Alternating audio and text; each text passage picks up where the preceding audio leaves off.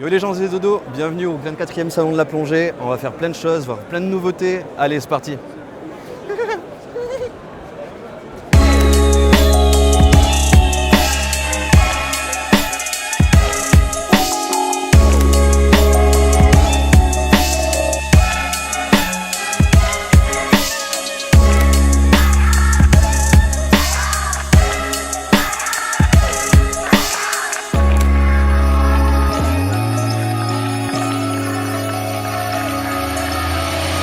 Ok, du coup là, on est sur le stand Scuba qui nous a gentiment autorisé à filmer. On commence direct par les nouvelles combis en Ulex. Alors, qu'est-ce que c'est que ce truc? C'est des combinaisons qui sont fabriquées en caoutchouc naturel, donc sans néoprène, et la doublure intérieure et extérieure sont fabriquées à partir de bouteilles en plastique recyclées. Alors, ça existait déjà dans le milieu du surf. Pour rester en surface, là, la vraie nouveauté, c'est que c'est des combinaisons de plongée qui résistent à la pression, ce qui est quand même mieux pour plonger. Donc voilà, à tester. Du coup, nouveau concept aussi intéressant de palme chez Scuba. Un truc que je trouve assez marrant. Donc c'est les nouvelles Supernova qui ont un truc assez intéressant, c'est qu'on peut passer d'une palme réglable à une palme chaussante. Il y a l'adaptateur fait exprès. Ce qui fait que c'est une palme en fait hyper polyvalente, on a un petit peu le meilleur des deux mondes. Donc voilà, petite nouveauté de cette année à tester aussi, c'est très sympa. Du coup aussi nouveauté chez Scuba au niveau des tendeurs, donc ça va sortir cet été courant août. On a deux modèles de Luna qui sortent. Alors qu'est-ce que ça apporte comme différence? Ça va être des modèles qui vont être plus accessibles que le G2 au niveau prix. Aussi plus accessible au niveau de l'utilisation avec un nouvel écran couleur, des informations qui s'affichent clairement. Un modèle utilisable avec une sonde et un modèle utilisable sans sonde. Donc voilà. Ok, donc là on est sur le stand Aqualung. Pas de grosses nouveautés sur ce salon. La stratégie d'Aqualung, ça va être de consolider en fait ce qui est déjà fait en proposant du matériel plus compact, plus adapté à la plongée et ce qu'elle devient de nos jours. Et aussi, ce qui va être intéressant, ça va être les nouveaux coloris qui vont sortir pour harmoniser son équipement en fonction des couleurs comme on le souhaite en fait, tout simplement. Apporter un petit peu de gaieté, sortir du noir, apporter un peu plus de couleurs. Voilà, c'est la stratégie Aqualung pour le moment.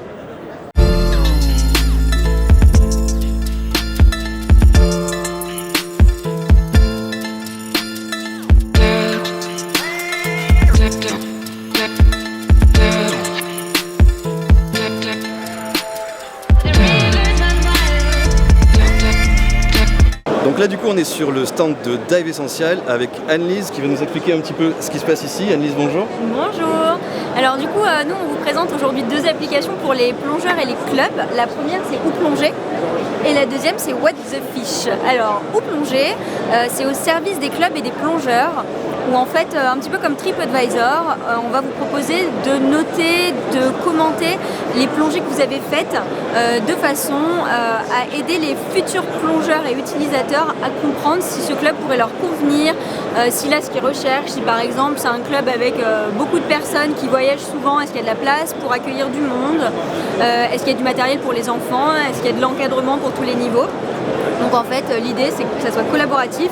Nous on a ajouté plein de clubs, mais si un club n'est pas présent, contactez-nous, avec plaisir on vous rajoute, de façon à souligner quand vous faites du bon travail, de façon à faire de la pub, donner de la visibilité et attirer des plongeurs qui à leur tour trouveront exactement ce qu'ils viennent chercher parce qu'on a tous des critères un petit peu différents, des envies différentes.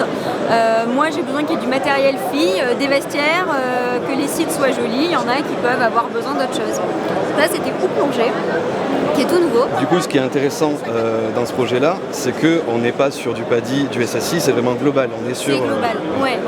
Alors ça fait partie des filtres qu'on va rajouter parce qu'on veut vous faciliter la vie, que vous puissiez choisir une zone géographique, c'est bien, mais aussi effectivement PADI ou FEDE, mais aussi plein d'autres critères. Si vous avez un club qui est par exemple écologiquement responsable, on aimerait que ça soit l'un des critères et on sait qu'il y en a, et ainsi de suite.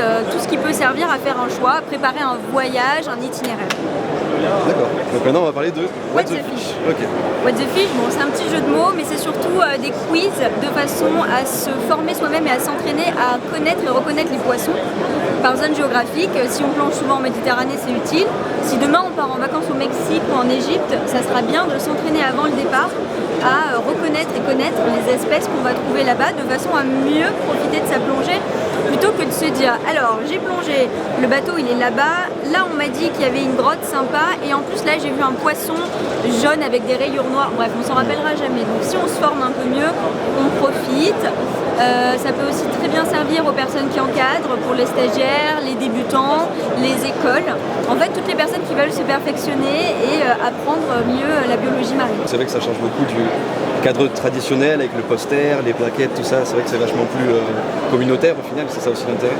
Oui, en fait, c'est ludique. On passe pas très longtemps, mais on apprend un petit peu, on y revient, on a la correction quand on se trompe, on a des explications même quand on fait juste. L'idée aujourd'hui, c'est que ça soit par zone géographique, mais demain, on aimerait faire par niveau, par profondeur, par biotype, de façon à croiser les informations dans tous les sens et devenir vraiment très bon et en termes de score, apparaître parmi le top 1, 2, 3. Voilà. Bon, mais c'est parfait, c'est en constante évolution, quoi. C'est à surveiller dans l'avenir. Bah oui, parce que c'est tout neuf, c'est tout nouveau, ça vient d'être lancé, la construction est finie. Maintenant, on va passer dans la phase où on va affiner, améliorer. On a besoin des retours, on a besoin que les clubs nous contactent, si ça les intéresse d'avoir un quiz dans leur région. On a eau douce, eau salée, océan Indien, on a pas mal de quiz, mais donnez-nous des idées, donnez-nous des retours et dites-nous ce qu'on doit améliorer. Voilà. D'accord. Eh bien, merci beaucoup. On mettra tous les liens dans la description de toute façon.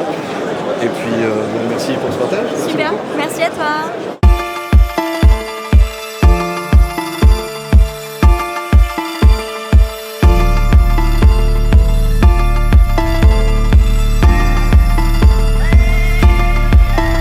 Donc là, on est sur le stand de Dolphiness, et qui de mieux pour nous en parler que sa présidente Valérie qui est juste là. Valérie, bonjour. Bonjour, enchantée. De même.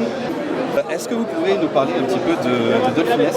Alors moi, ce que j'ai voulu créer, ce que je voulais faire, c'est agir pour que le tourisme animalier lié aux cétacés devienne plus responsable, plus respectueux des animaux et qu'il vienne aussi contribuer à préserver les espèces sauvages, plutôt que l'inverse. Aujourd'hui, le tourisme malheureusement lié aux animaux est très souvent néfaste. Et donc l'idée là, c'est d'inverser la tendance. Et pour faire ça, du coup, j'ai créé d'un côté Dolphiness, qui permet de s'adresser aux voyageurs et donc de les sensibiliser quant à l'impact du tourisme animalier. L'idée, c'est de les aiguiller en leur donnant sur la rubrique qu'on appelle le portail de l'animalier responsable sur notre site. On mettra en description. D'accord. Et ça leur permet de trouver toutes les informations sur quelles sont les problématiques liées aux animaux, où est-ce qu'ils peuvent aller, comment ils peuvent faire un tourisme responsable, à quoi il faut qu'ils fassent attention, et on leur donne des contacts et des prestataires particuliers, etc., pour faciliter tous ceux qui font déjà l'effort de vouloir faire du tourisme responsable, de les aider à pouvoir le faire. Et aussi de les sensibiliser aux différentes problématiques qui se cachent derrière chaque type de tourisme animalier. Que ce soit aussi bien les éléphants en Thaïlande, les lions en Afrique ou les cétacés en mer. Voilà, quelle est la problématique derrière et quel est l'impact réel qui est dangereux et qu'il faut éviter de créer. Donc ça, c'est la partie Dolphiness. La dernière chose qu'on a voulu pour les voyageurs, c'est aussi créer une première marque de voyage qui garantit le respect des animaux. Aujourd'hui, sur le marché, quand on vous propose d'aller nager avec des dauphins ou même d'aller voir des éléphants, etc., vous ne savez jamais si ça va être respectueux ou pas. Et j'ai presque envie de dire, vous n'avez quasiment aucun moyen de le savoir. Donc le marché est très fou. Donc ce qu'on a voulu faire, c'est proposer une première gamme de voyages qui va garantir le respect des animaux. Et on s'est dit qu'en faisant ça, probablement que les gens, et on l'espère, vont se poser la question en se disant « Ah, donc s'il y a des voyages respectueux des animaux, ça veut peut-être dire qu'ils ne le sont pas tous. » Voilà, déjà une première graine semée. Une première chose. Voilà. Et pour les cétacés tout particulièrement, plutôt que d'aller dans des voyages où on leur dit qu'ils vont nager avec des animaux, mais comme en général c'est mal fait, ce qu'ils font c'est qu'ils vont sauter dans l'eau et voir des animaux qui s'enfuient, et on appelle ça nager avec des dauphins, donc c'est un peu pathétique. Ce que l'on souhaite faire nous, c'est les inviter sur nos voyages où ils vont pouvoir nager avec des animaux, mais dans le respect des animaux, pour comprendre qu'avec l'animal, on peut passer du temps avec lui dans l'eau, il est curieux de nous, et il va être content d'interagir. C'est-à-dire qu'il peut jouer avec nous, il peut faire des tas de choses. Mais pour pouvoir vivre ça, il faut l'avoir approché avec respect. qu'on veut faire découvrir aux gens, c'est l'extraordinaire qu'on peut vivre, et en même temps, du coup, ça les sensibilise. Voilà, ça c'est l'intérêt de Dolphines qui s'adresse aux voyageurs. Et alors, ce qui est intéressant aussi, c'est qu'on peut également apporter sa pierre à l'édifice. Exactement. Et c'est là où on a créé de l'autre côté, en complément, une association qui s'appelle Splendeur Nature. Et elle, pour toujours changer ce tourisme animalier, il faut à la fois s'adresser aux voyageurs pour qu'ils soient responsables, mais aux autorités pour les inciter et les aider à ce qu'elles encadrent mieux le tourisme animalier. Et alors l'association Splendeur Nature s'intéresse exclusivement aujourd'hui aux cétacés. Donc pour que la nage avec les orques, les dauphins et les baleines soit mieux encadrée par les autorités, c'est-à-dire qu'il n'y ait pas trop de monde et que les approches soient respectueuses. Ce qui nous intéresse évidemment, c'est la survie de ces espèces sauvages. On sait que déjà beaucoup sont en danger, donc l'idée c'est pas que le tourisme vienne aggraver la situation. Donc pour ça, il faut aussi que les gouvernements se bougent et on est là pour ça. Et donc là, on intervient sur les sites touristiques dans lesquels les populations de cétacés commencent à être en danger, justement à cause du tourisme. Et on va pousser les gouvernements à changer quelque chose. Et après, c'est là où à la fois l'association et les voyages ont un lien, c'est-à-dire qu'on crée des voyages par Dolphinesque dans lesquels on va proposer aux voyageurs de venir participer au projet de conservation fait par l'association pour nous aider à faire des relevés afin de créer par exemple des études sur l'état de santé de certains dauphins, sur l'état actuel du tourisme. C'est ce qu'on va appeler les voyages éco-participatifs. Alors, ça permet de faire des voyages à la fois respectueux mais aussi utiles à la préservation. Et c'est en ce sens-là que les gens peuvent faire désormais ce type de voyage. Merci beaucoup. Je trouve ça génial comme concept. Voilà, du coup, je voulais vous faire partager ça parce que c'est carrément novateur en fait. Oui, c'est ça, c'est nouveau et j'espère que voilà, ça donnera beaucoup d'idées à d'autres aussi pour développer des concepts similaires qui vont dans le bon sens et on en a besoin pour la planète. Espérons-le, c'est clair. Merci beaucoup. Merci beaucoup. Donc là, on est sur le stand de Plongeurs du Monde, une association hyper intéressante et c'est le président qui va nous en parler, Jérôme qui est là. Bonjour Jérôme. Bonjour. Alors, c'est quoi le concept de Plongeurs du Monde? Alors, Plongeurs du Monde, c'est une association de plongée et de bénévoles de plongée, des encadrants et des formateurs de plongée.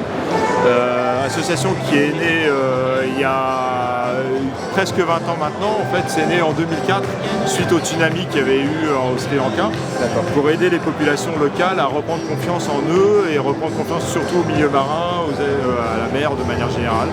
Et comme on était plongeurs et moniteurs de plongée, et s'en est suivi de savoir ce qu'on allait pouvoir faire et apporter aux populations locales.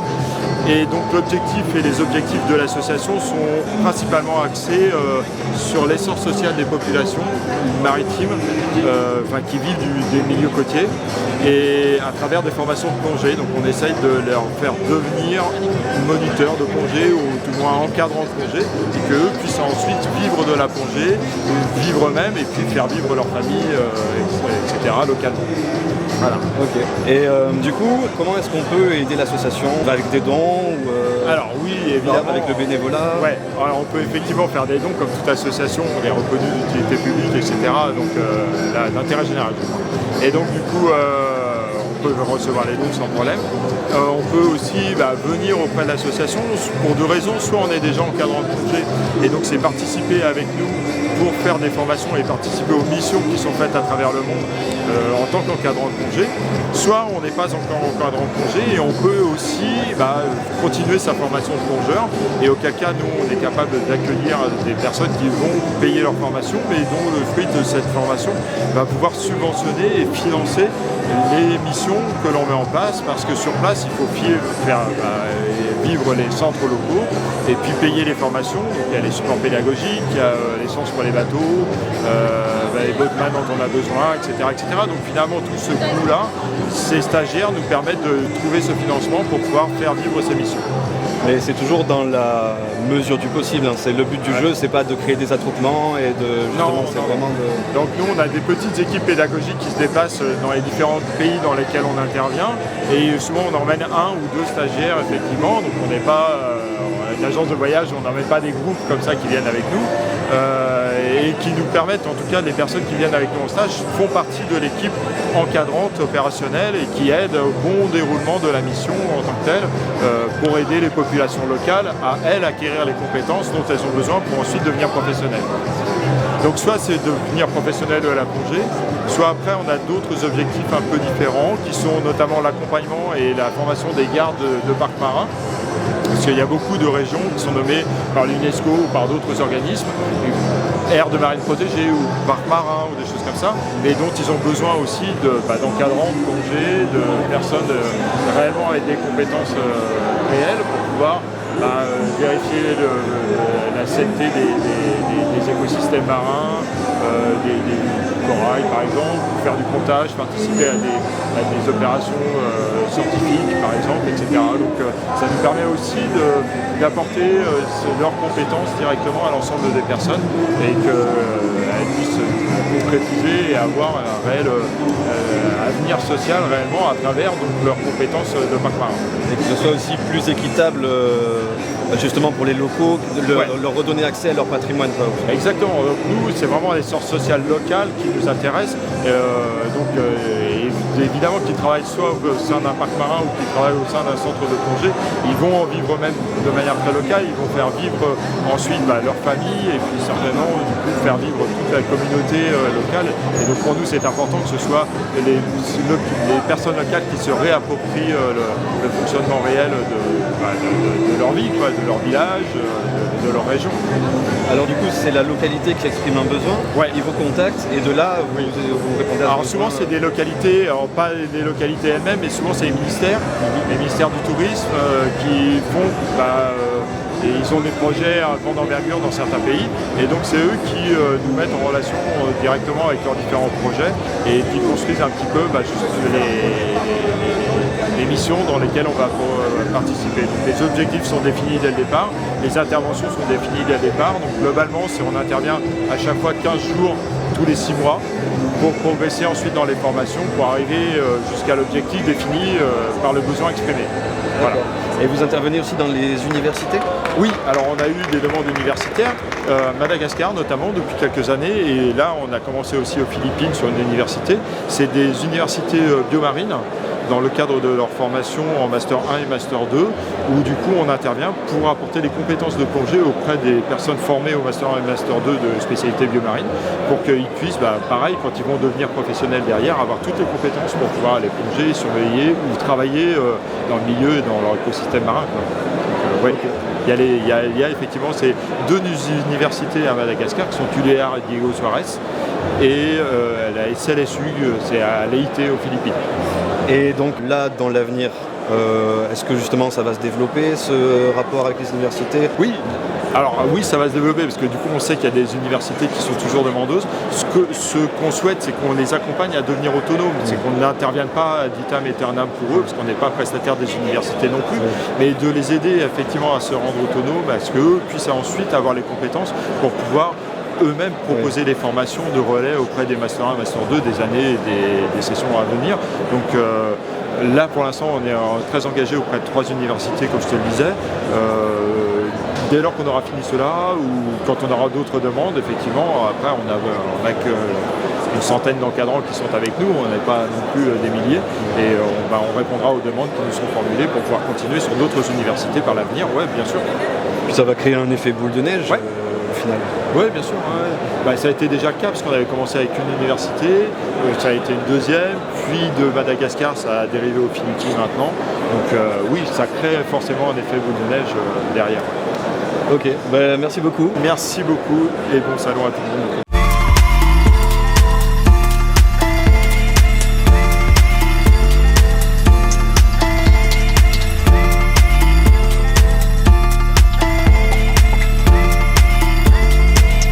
Bon, du coup là on est sur le stand de e-Diving Pass qui est un concept super intéressant pour plonger en Polynésie française, et on va laisser Anaïs nous expliquer tout ça. Salut Anaïs. Alors dis-nous un petit peu, qu'est-ce qui se passe un petit peu, c'est quoi ce Diving Pass? Alors nous, du coup, on a un pass de plongée multi-île. On vous propose un tarif unique dans toutes nos plongées. On travaille avec une quarantaine de centres qui sont nos partenaires et qui sont répartis sur 4 des 5 archipels polynésiennes. Pour info, on n'est pas dans les Gambiers dans la mesure où il n'y a pas de centre de plongée privé. Donc nous, notre tarif de base commence à 74 €. Le pass est totalement gratuit. On demande juste de le créditer de 6 plongées minimum. À savoir que ce pass est partageable jusqu'à 4 personnes. On vous accompagne, le gros plus de Idaving Pass, c'est qu'on vous accompagne tout au long de votre parcours client. Imaginons si vous avez réservé une plongée que celle-ci ne peut pas se faire parce que je sais pas, le bateau du club est tombé en panne. On se charge de vous trouver une alternative hyper rapidement. C'est l'avantage d'être basé en Polynésie française, on n'a pas le décalage horaire. Si par exemple tu crédites ton pass de 20 plongées et que tu peux en faire que 5, pour X ou X raison, on te rembourse tes plongées. Et le truc archi cool avec notre pass également, c'est qu'on propose 2 options. Une option sans réservation, donc pour celle-ci tu te rends uniquement sur notre site, tu achètes ton pass, tu crédites d'autant de plongées que tu veux, et c'est toi qui contactes du coup directement les centres de plongée pour réserver tes créneaux de plongée. Et on a l'option avec réservation. Là, on se charge, nous, notre équipe, comme je te disais, basée à Tahiti, de réserver tous tes créneaux de plongée dans les centres de ton choix. D'accord. Et ça, c'est très cool. Parce que quand tu plonges dans une dizaine de centres, tu es bien content d'avoir quelqu'un qui réserve pour toi. Ouais, Voilà. c'est ça. En gros, si j'ai bien compris, le pass en lui-même, il est gratuit.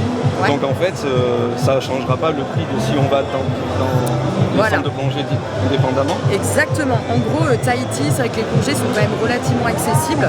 Par contre, Bora Bora, t'es pas sans savoir que c'est quand même un peu cher.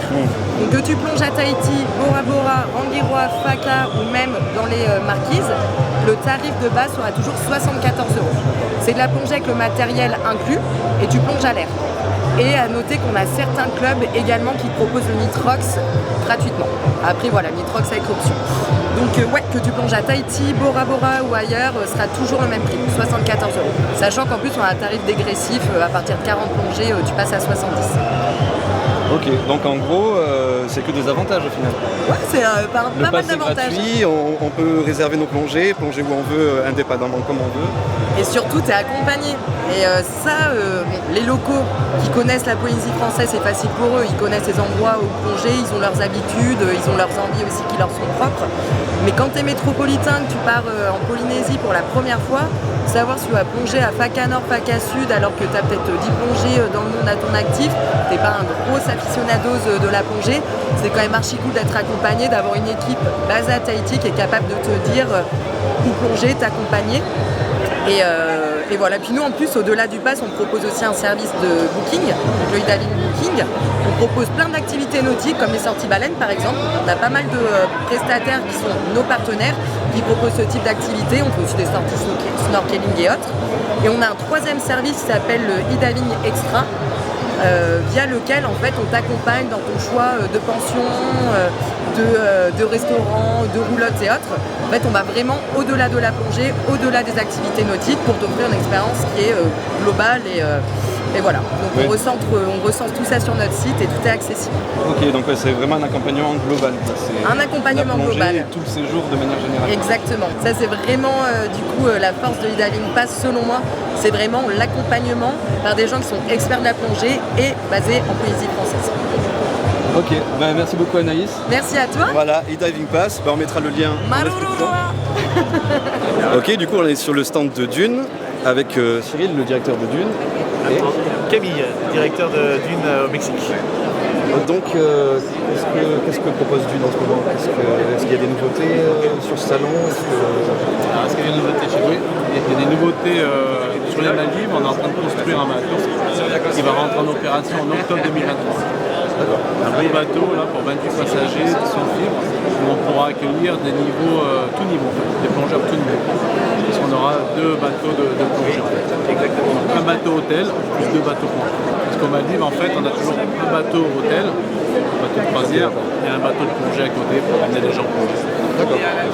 Donc ça c'est la grosse nouveauté de l'année, du coup c'est les Maldives. C'est ça. Du coup sur le Mexique, Alors sur le Mexique, ce qui se passe, on est en train de complètement remettre à neuf notre centre qui est situé à Cozumel, avec justement une réorganisation complète pour pouvoir accueillir encore plus de personnes dans les meilleures conditions, et donc avec des gros travaux d'aménagement sur la base de Cozumel, afin de pouvoir offrir encore un meilleur service. Voilà, parfait. Merci beaucoup. Merci à vous. Merci. Alors moi je suis fier de vous avoir au salon et de vous présenter maintenant que c'est rare qu'ils sont en France, des professionnels de ce niveau, donc c'est d'une. Et vous pouvez aller plonger à tous vos, comment on appelle ça, les gens qui regardent là, les youtubeurs, voilà, excusez-moi j'ai de la barbe blanche. À tous les youtubeurs, vous avez des valeurs sûres, donc qui sont d'une, Bali, Mexique et d'autres destinations. Voilà. Merci. Et voilà, le salon de la plongée continue, mais nous on s'en va, c'est terminé pour nous. J'espère que vous avez apprécié la vidéo, merci d'avoir regardé. On se retrouve très vite sur la chaîne, n'hésitez pas à vous abonner, mettre la petite cloche. Et voilà, des bisous, à bientôt les loulous.